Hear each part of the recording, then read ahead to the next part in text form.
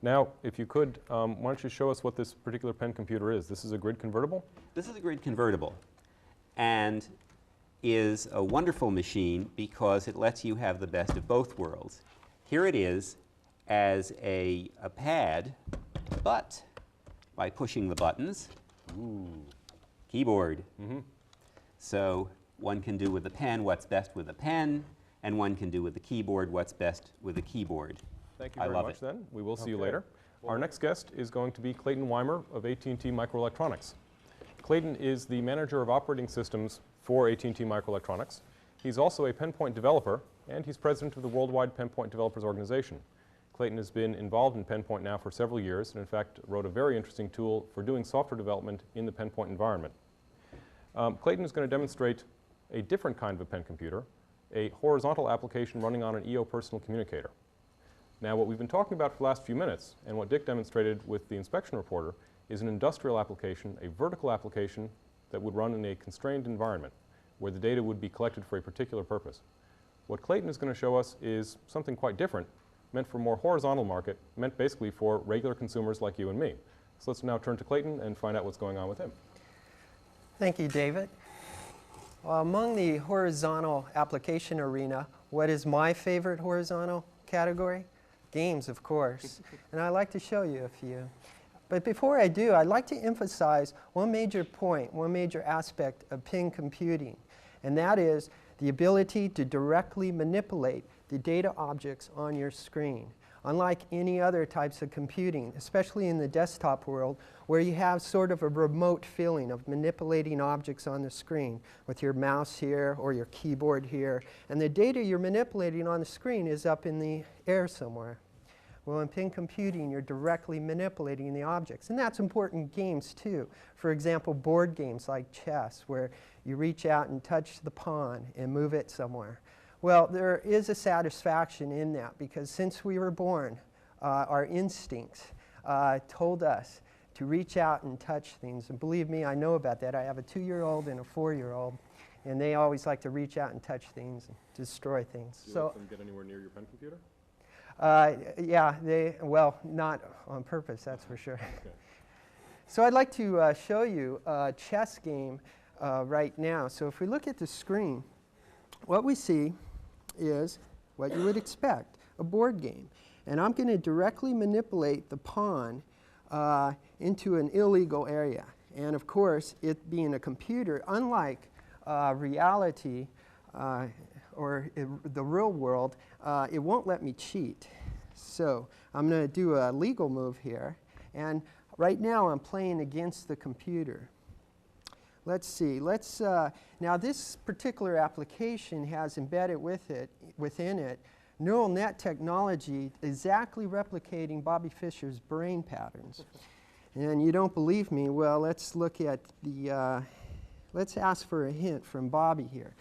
Oh, you know, sometimes Bobby lets me down and doesn't give me a hint. He says, you should play, and then he leaves me stranded there. So I'll try another move. And then let's do it again. Give me a hint, Bobby, this time. And he tells me to move F1, C4. Let's do a really dumb move. And of course, the pawn goes up here. So that's an example of just directly moving things around. And what you see on the screen is a pen cursor. You normally don't have that cursor on. I have it up there for your demonstration purposes only. But what it feels like is I'm actually playing chess.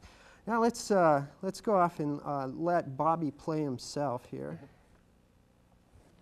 And while that's happening, I'd like to show you another game, another application.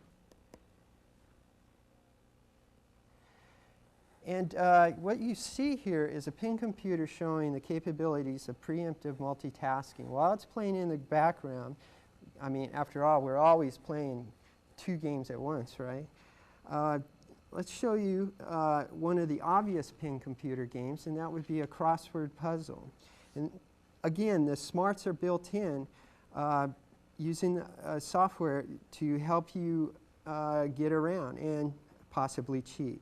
So let's see. I'm going to tap on number 1 there, and it's going to say voluble, 1 across. Well, let's skip that one. I have no idea. 4 down. I tap twice on 4 down, tidbit for chimpanzee. I know that one, so I'll write in there banana, right? And it's correct. What if I wrote in lemon? What I just did was scratched it out. And of course the computer says, hey, you've really messed up, and it gives me a scratch out. So this is an example of games that can allow you to have fun anytime, anywhere. And I believe games is one of the most important horizontal applications because we have to have fun with our computer. And it also is important for when you want to learn and get to know your pen computer. So, and games is one of the best ways to get you to know your computer. And That's it. Okay. Now I'm going to ask you about your pen computer too. In fact, why don't you hold it up to the camera for a moment so people can get a good look at it. That is an EO Personal Communicator, is that right? Yes, that's an 880 EO Personal Communicator. And a little bit later on, I'm going to talk about what makes it a very special pen computer. Because that's, you probably wouldn't want to spend a lot of money for basically a toy machine, would you? No, but it's nice to have. Okay. Seconds. Okay, so first of all, let's go out of this slideshow and we'll show you an existing Windows applications and how the pen is able to work on top of it. The example I'm going to use is... Okay. Well, thank you very much, and we're going to see you later on in this segment for PenDOS, right? Right. Terrific. Our next demo is going to be another demo of PenPoint, this time from Clayton Weimer. You saw him in the first segment, but now we're going to take a look at a more in-depth demo of the PenPoint system. In the first segment, you saw a crossword puzzle and a chess game running on autopilot, but this time we're going to take a look at some more realistic applications of the PenPoint system. As I mentioned, Clayton is an employee of AT&T Microelectronics, where he's the manager of operating systems development, and he's also president of the Worldwide PenPoint Developers Organization, a group to handle the needs of people who write software for PenPoint. So now let's take a look at the PenPoint machine and Clayton Weimer. What have you got?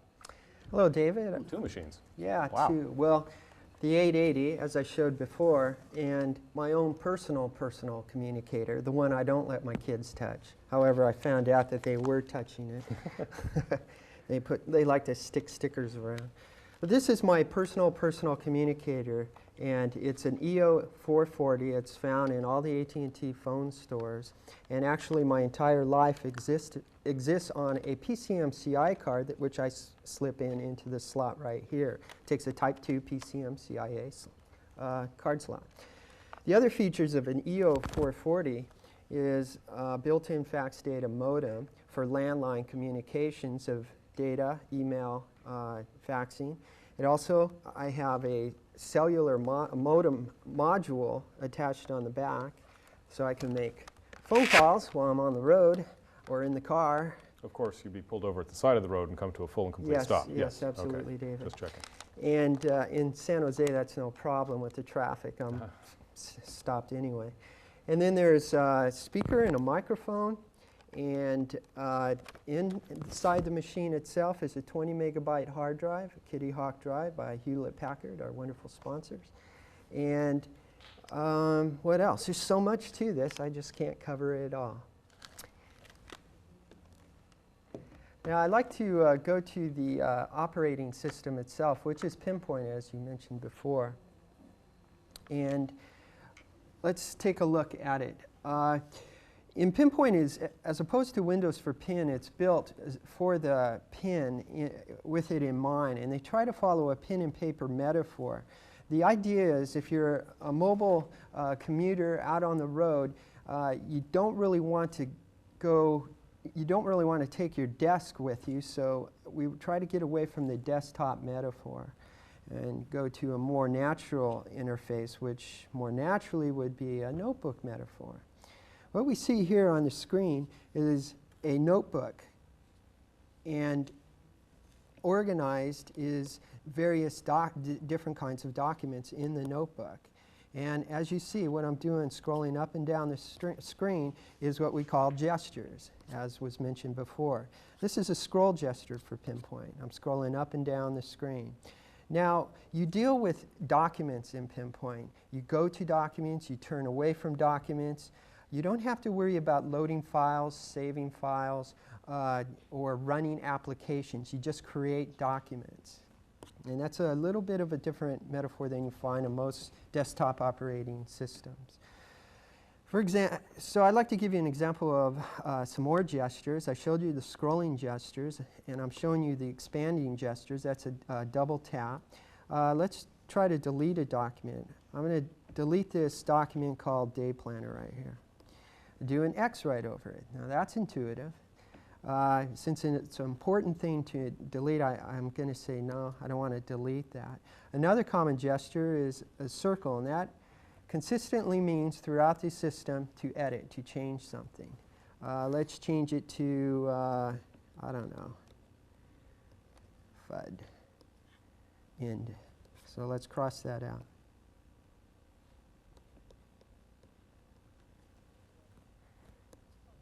Fad. Let's write over it.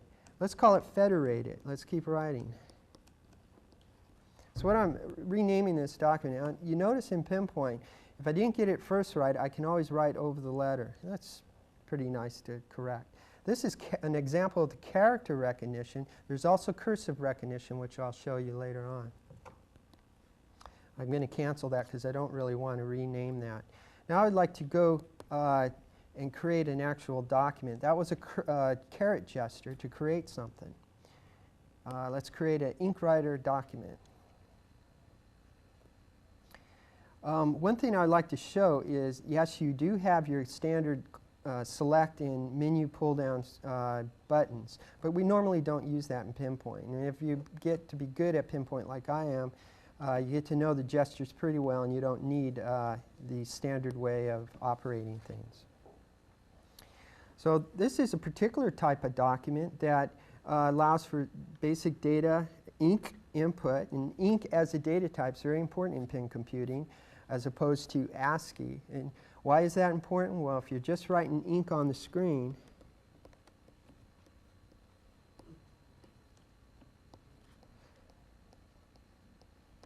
who cares about handwriting recognition if all you're going to do is read it yourself and use it yourself?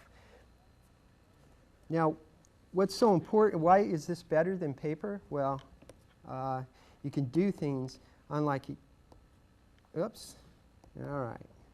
You can do things that you couldn't do on paper, such as copy that the over. And also, maybe I want to embolden the for emphasis. Okay. And we can do things like carriage returns, just like you would see in a word processor program, except for this is for ink. Ink processing, I like to call it. Now what makes this a personal communicator? Any kind of document can be sent, either mailed or faxed. Let's mail it. And up pops a cover sheet like you would find. Oh, this is a mail message. Let's send it as an ASCII file. And up pops a standard cover message for you. And I'm not going to make a message. I'm just going to press on the to button. And it's going to activate the address book. Nice little clock there, huh? What do you think? Come on, Papa. And let's send it to AHA. Add the recipient, pop, and send it off. And off it goes. Now, if my outbox down here is activated, then I'm going to get it sent right away if I was connected to a landline or if my cellular modem was powered up. I'd like to show you real quickly the other parts of viewing what's in your address book. This is the address book, and this is the day planner. It keeps organizes all my appointments and all my to-do items and such, and it's all various views upon the database, an object-oriented database built within PenPoint. And that gives you a little idea of how well integrated all the document applications work together. And I hope to show a little bit more later on. Okay. Yes, you're going to be back in the last hour to show us a more in-depth demo of this particular machine. Yes. So that we can take a look at one particular pen computer in depth. Now, the two machines you have here, these represent the current state-of-the-art in pen computing? These are the top of the lines? Yeah, these are the first two offerings by EO Corporation. The 880 is a little tablet-sized traditional pen computer. This is a little smaller, but it's the same resolution as the 880, 480 by 640 pixel resolution. And of course, we expect to see smaller items later on this year. And in fact, the overall vision is a wide variety of form factors. Okay. Now, the two machines that I see here, these are not DOS machines. These don't have Intel chips, right? No, this is the PenPoint operating system. It's an operating system built for pen types of applications from the ground up. It wasn't considered important to have program compatibility with your desktop machines.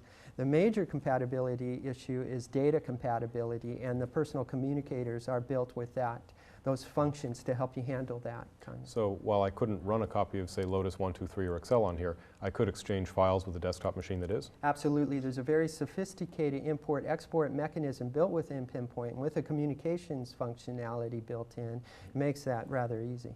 Okay. Well, thank you very much, and we'll see you again later on. Okay, Dave. Our next from generalities and look to specifics. We're going to switch now to a demonstration from Clayton Weimer on how to develop software for PenPoint. There are a number of PenPoint development environments. Clayton's going to show one of them to us right now. So let's turn it over to Clayton. What do you have? Well, I have 3 different various levels of PenPoint development tools to at my access. And I'd like to show you one, the highest level one, called Magic Script. Let's go to the screen, though. This next slide, that is. Again, a little bit about the professional SDK environment for PenPoint. As David said, you have a cross-development environment. You're compiling, you're editing C files on the DOS machine, and then you're downloading onto a target system. In this case, the EO. Well, that looks like a 440 to me. And then you're also debugging across the environments. So you would be stepping through your debugger or doing all the kinds of wonderful things you do in a debugger on the host side, which is the DOS, and stepping through your application that's running on the target EO system. So the debugger is hosted on the PC side, and it's communicating with the application under test, which is actually living on the target side. That's correct. Okay. Yes, and it's a very long life cycle. You have to download, you have to step through, you have to re-edit your C code, you have to compile. But it is powerful, and you're not actually working at just a C level. You're working at an object-oriented level. You're working with 150 object-oriented classes, that is. And it's really a matter of learning how to reuse those classes that EO Corporation gives you in order to be successful. And the typical learning curve is about 2 to 3 months in getting to be productive on the system. Let me show you a higher level application, one that itself was written using the SDK, but for users who want to develop quickly applications in a matter of hours or days. And I'm going to try to develop an app in 4 minutes here. So what we see here is a spreadsheet-like application with its various cells and the amount. And as you enter items here, it will total it down here. Now I'd like to show you another application that I have, which is probably an easier way of entering this kind of expense data. And this is the expense report, and I could actually enter the different items directly into the expense report. And like was said earlier, you could copy paper forms, put it on the computer, and enter data as if it was just like a paper form. But really, with a pen computer, you'd like to make it a little faster. So we have something called an expense chit, which is something to be used by the mobile professional. Say he's in a cab and he's paying, he pays his cab driver something, and $6 or $16 or $50 if you're in New York, and then he would enter that data. Now the goal is to get that data over to here and continually add the amount to his expense report. Well, because this is a lot easier to enter data for. So how do we do that? Let's show you a quick way, and I'm going to use something called Magic Script from PenMagic Corporation. copy a magic script button over here. Let's bring it up. And what I see is a palette showing an empty magic scripts session here. A begin and end and stop. When a magic script is running, the user can stop it. So if I draw lines between buttons, what I'm doing is managing the control flow of the program. Now if I run magic script right now, it's not going to do anything exciting. It just does nothing. So let's do something a little bit more exciting. Let's add a data entry in there. I would like it to prompt the user for something. Now, in this case, I like the amount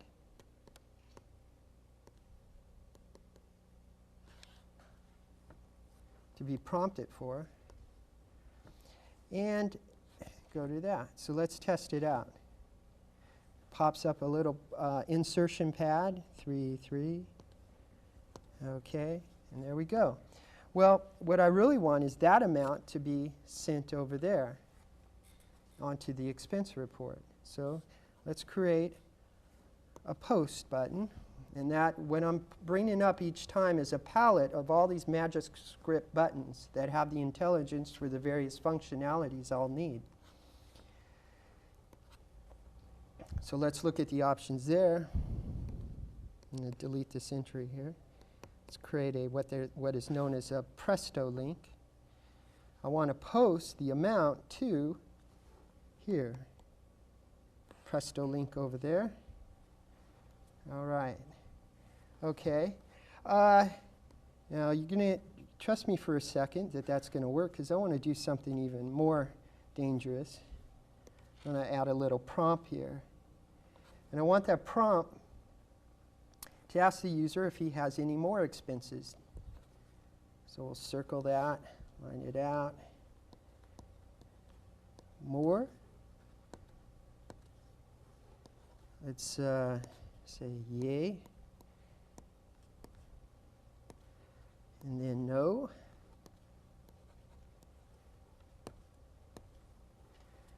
OK. All right, so I want that button, after it posts the data to the expense report, prompt the user. And if it's no, end it in the session. If it's yes, start over again. OK, let's give it a shot. 33.67 cents. OK. Any more? Nah. Now you notice here it posted that amount up on the expense report. So the idea is to keep adding to the behavior here. And of course you'd want to have the description and date. And there's all kinds of functionalities I could add. And it really improves the turnover time. And like you said before, you want to have user feedback immediately with PIN computing, because the most important part of PIN computing is the interaction with users who are not quite computer sophisticated like we're used to. It would seem like that kind of an application would be appropriate both for developing some programs, but also for doing rapid prototyping, where you might have mock-ups because the actual, say, data communications links might not be there yet. They're being coded in C by programmers who are well-versed in that. But you'd use this to mock up something and do your user testing in parallel with the development of the real system. Does that make sense? Absolutely. I would use this right away, because I can take my PIN computer over to the user's or customer site, and I can actually develop an application with him right next to me and get that immediate feedback while we're going. And there's no tedious compile, edit, download cycle onto the target computer. It's right immediate. You can really go a long way with this development environment. And I look forward to even more advanced versions of this coming out. The other thing I'd like to point out is, again, even this new development environment shows the uniqueness of PIN computing in itself, as you can see with the go-to buttons, and it gives you a visual programming style, unlike you would normally be used to on other desktop-type systems and such. Now, MagicScript is a set of tools from a company that sells development tools for PenPoint. Can I use MagicScript programs to communicate between other programs in PenPoint? Can it talk to other programs? PinMagic has an SDK that's available to allow you to create the hooks you need to, from the SDK components that you create into magic script type components. So yes, that- that's doable. That lets me link then the magic script that you've shown us here to conventional C code Yes. in my own program. Okay, wow, with this I could almost get my long-awaited dream of developing code at the beach with an EO.